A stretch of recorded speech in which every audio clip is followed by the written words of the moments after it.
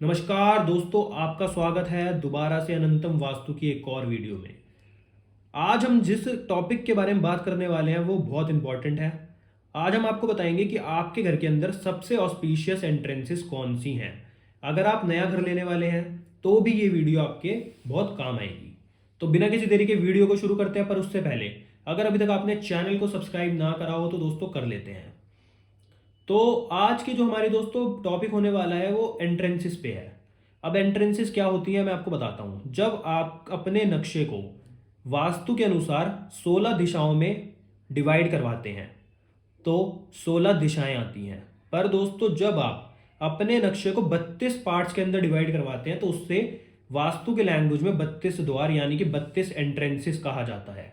और इन सभी 1 से लेकर 32 एंट्रेंसेस जो आप ये देख रहे हैं, इन सभी का व्यक्ति के जीवन के ऊपर अलग अलग प्रभाव पड़ता है।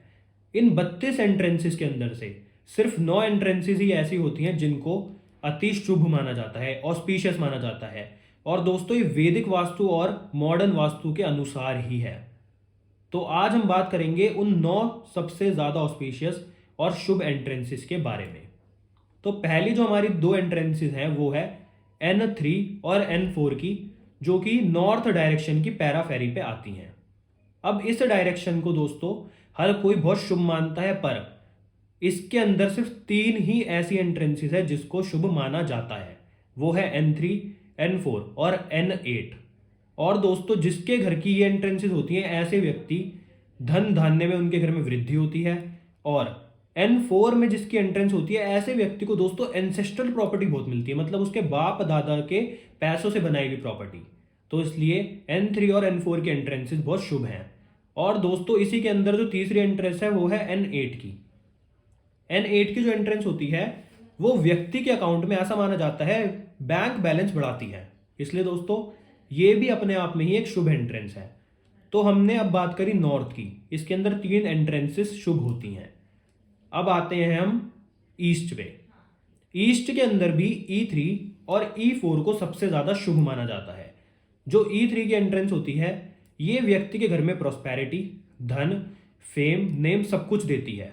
और साथ में जो E4 की होती है वो व्यक्ति को ऐसे लोगों से मिलाती है जो पावरफुल होते हैं और जिनका नाम होता है, और व्यक्ति इनकी हेल्प से भी अपने जीवन में ग्रोथ हासिल करता है और सक्सेसफुल बनता है।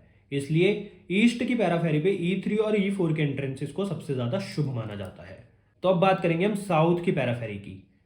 लोग कहते हैं कि साउथ की एंट्रेंस बढ़िया नहीं होती, पर उनको ये नहीं पता कि साउथ में भी 8 एंट्रेंसेस होती हैं और उसमें से 2 अति शुभ मानी जाती हैं।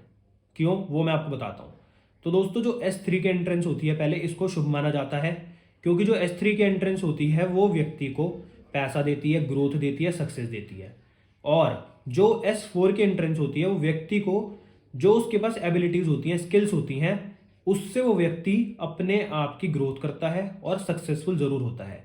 मतलब कुछ लोग ऐसे होते हैं कि जो एबिलिटी होने के बावजूद भी उससे कोई भी फायदा नहीं उठा पाते और फेल हो जाते हैं जीवन में। पर कुछ कुछ लोग ऐसे होते हैं जिनको पता होता है उनके पास क्या एबिलिटीज है और उसका फायदा कैसे उठाना है। और जिन व्यक्तियों की S4 की एंट्रेंस होती है वो व्यक्ति ऐसे ही होते हैं कि उनके पास जो भी स्किल्स और एबिलिटीज होती हैं वो उसका भरपूर फायदा उठाते हैं।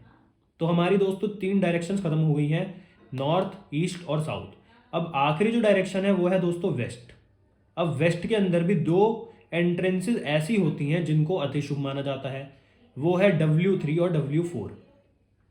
जो दोस्तों W3 की एंट्रेंस होती है वो व्यक्ति को ग्रोथ देती है, सक्सेस देती है और वो व्यक्ति अपने जीवन में बड़ा खुश रहता है। पर जो W4 की एंट्रेंस होती है वो व्यक्ति को बैलेंस जिंदगी देती है, ना तो बहुत ज्यादा पैसा देती है ना बहुत कम देती है।